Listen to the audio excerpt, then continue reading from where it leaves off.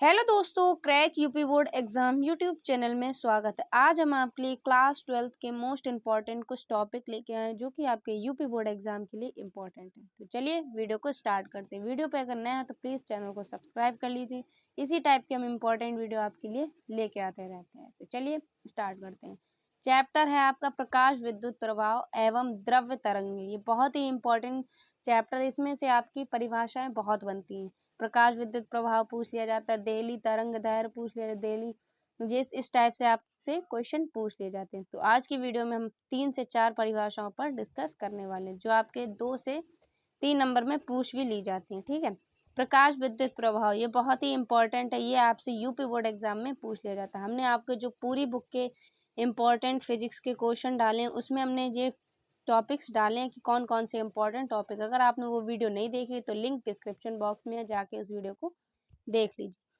तो प्रकाश विद्युत प्रभाव इंपॉर्टेंट टॉपिक है। सन 1887 ने हर्ट्ज और हाल्वेस ने यह सिद्ध किया है कि जब किसी धातु की सतह पर प्रकाश डाला जाता है तो इन्होंने कब किया था? सन 1887। एक हर्ट्ज नाम के वैज्ञानिक और हॉलवेस नाम के वैज्ञानिक ने यह सिद्ध किया था कि जब किसी धातु की सतह पर प्रकाश डाला जाता है तब धातु की सतह से जो इलेक्ट्रॉन निकलने लगते हैं उस घटना को क्या कहते हैं? प्रकाश विद्युत प्रभाव या प्रकाश विद्युत उत्सर्जन कहते हैं। ठीक है, अब ये प्रकाश विद्युत प्रभाव है, या तो आपसे ऐसे पूछ ले कि प्रकाश विद्युत प्रभाव किसे कहते हैं या प्रकाश विद्युत उत्सर्जन, तो दोनों क्या ही एक ही है। ठीक है, तो किसी धातु की सतह पर प्रकाश डाला जाता है तब धातु की सतह से जो इलेक्ट्रॉन निकलने लगते हैं, इलेक्ट्रॉन जो निकलते हैं, तो इस घटना को प्रकाश विद्युत प्रभाव या प्रकाश विद्युत उत्सर्जन कहते हैं। तथा उत्सर्जित होने वाले जो इलेक्ट्रॉन तथा उत्सर्जित होने वाले इलेक्ट्रॉनों को फोटो इलेक्ट्रॉन या प्रकाश इलेक्ट्रॉन कहते हैं। जो उत्सर्जित होने वाले इलेक्ट्रॉन हैं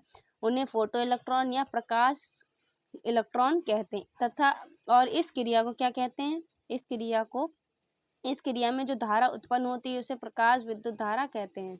जो इसमें उत्सर्जित इलेक्ट्रॉनों हैं उनको कहते हैं फोटो इलेक्ट्रॉन या प्रकाश इलेक्ट्रॉन, और तथा इस जो क्रिया में जो धारा उत्पन्न होती है उसे प्रकाश विद्युत धारा कहते हैं। तो ये इंपॉर्टेंट है, ये 2 नंबर में या 3 नंबर में आपसे पूछ ली जाएगी कि प्रकाश विद्युत प्रभाव क्या है या प्रकाश विद्युत उत्सर्जन। कोई भी कुछ किसी टाइप से ही पूछे पर आपको यही लिखना है।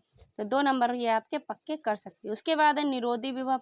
ये 1 नंबर में पूछ लिया जाता है कि निरोधी विभव किसे कहते हैं, या संस्तभ विभव या अंतक विभव। तो ये तीनों नाम आप किसी टाइप से भी आपसे पूछ लिया जाता है, तो एक ही है। ठीक है, तो क्या लिखना है इसमें? वह विभव जिस पर धारा का मान शून्य हो जाता है निरोधी विभव कहलाता है, या अंततक विभव कहलाता है, या संस्तभ विभव कहलाता है। ठीक है, वह विभव जिस पर धारा का मान क्या हो जाता है? शून्य हो जाता है, निरोधी विभव कहलाता है। ये 1 नंबर आपका पक्का कर देगा। उसके बाद देहली आवृत्ति बहुत ही इंपॉर्टेंट है, ये आपसे पूछी ही जाएगी।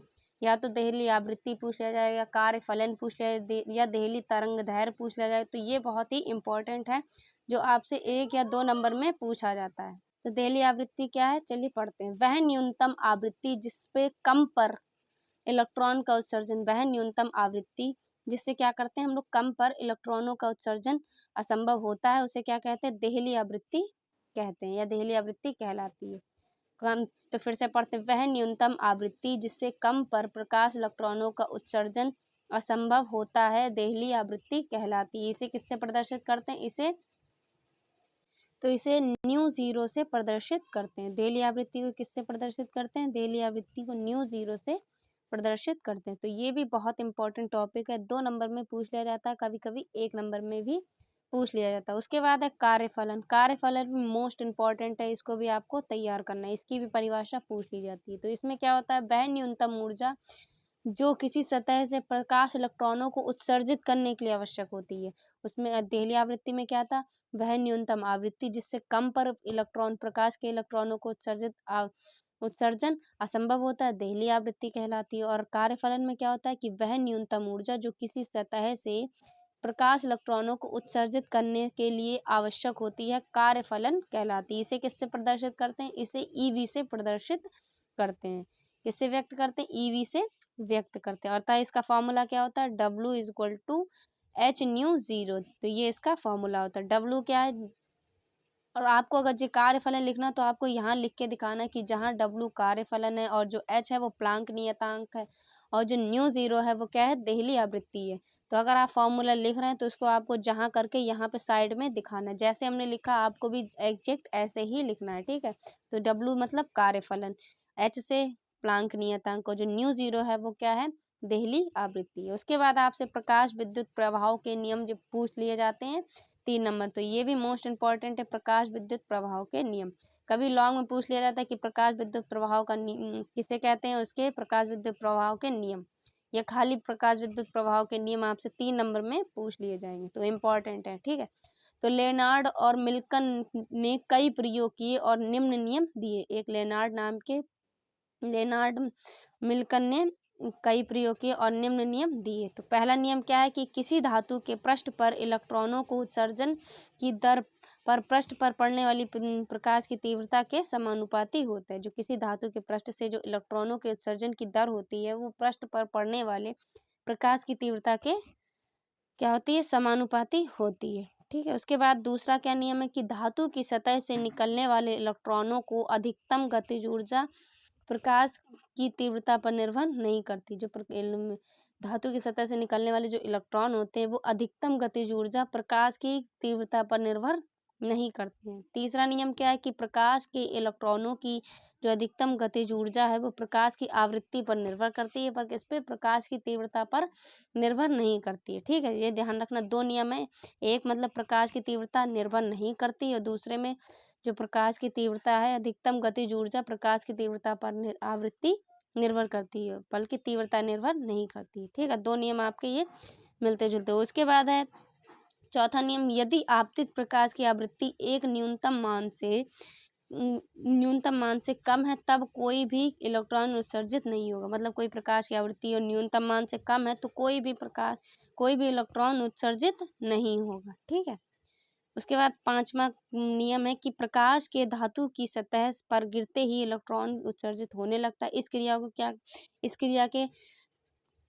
में कोई क्या नहीं होता, कोई समय पश्चता नहीं होती है। जब प्रकाश के धातु की सतह पर गिरते ही इलेक्ट्रॉन का जो उत्सर्जन होने लगता है उस क्रिया में कोई भी क्या नहीं होती, समय पश्चता नहीं होती है। तो ये है प्रकाश विद्युत प्रभाव के नियम, और ये चारों ही टॉपिक मोस्ट इंपॉर्टेंट है। ये भी आपसे पूछ लिया जाता है पर गारंटेड नहीं है, बट ये पूछ लिया जाता है, तो 50% ये आने के चांसेस है, मोस्ट इंपॉर्टेंट कह सकते हैं इसको भी। और ये कार्यफलन तो 100% गारंटी है, ये किसी ना किसी सेट में आपसे पूछा ही जाएगा। और देहली आवृत्ति भी मोस्ट इंपॉर्टेंट है, देहली तरंगदैर्घ्य इंपॉर्टेंट है पर देहली आवृत्ति उससे भी इम्पॉर्टेंट है। तो ये 3 परिभाषा है जो बहुत इंपॉर्टेंट, देहली आवृत्ति, कार्यफलन और देहली तरंगदैर्घ्य, ये तीनों इंपॉर्टेंट, 3 में से कोई एक आपके यूपी बोर्ड एग्जाम में पूछी ही जाएगी। उसके बाद है निरोधी विभव, जो 1 नंबर में 100% नहीं बट पूछी ही जाएगी, चांसेस है। तो 1-1 नंबर आपके लिए यूपी बोर्ड के लिए बोनस पॉइंट है, ठीक है। उसके बाद है प्रकाश विद्युत प्रभाव, ये 3 नंबर में तो पूछा ही जाता है, ये पूछा ही जाएगा, तो इसको भी आपको तैयार करना। तो इस वीडियो में हमने आपको 5 टॉपिक इंपॉर्टेंट करवाए हैं, तो जल्दी से वीडियो को लाइक कीजिए और अगर चैनल पर नए हो तो प्लीज़ चैनल को सब्सक्राइब कर लीजिए। और हमने आपके लिए प्लेलिस्ट बना दी है जिसमें बहुत ही इंपॉर्टेंट हमने डेरिवेशन आपको सॉल्व कराए हैं। अगर आपने वो वीडियो नहीं देखी तो जाके देखिए और वीडियो को लाइक कीजिए। हम मिलते हैं आपसे एक और अगली इंपॉर्टेंट वीडियो में। अगर आपको कोई भी डाउट है या कोई भी टॉपिक चाहिए तो कमेंट बॉक्स में आप कमेंट कर सकते हैं, हम आपको उस पर वीडियो लेके आएंगे। तो मिलते हैं हम आपसे एक और अगली नेक्स्ट वीडियो में, तब तक के लिए जय हिंद, जय भारत।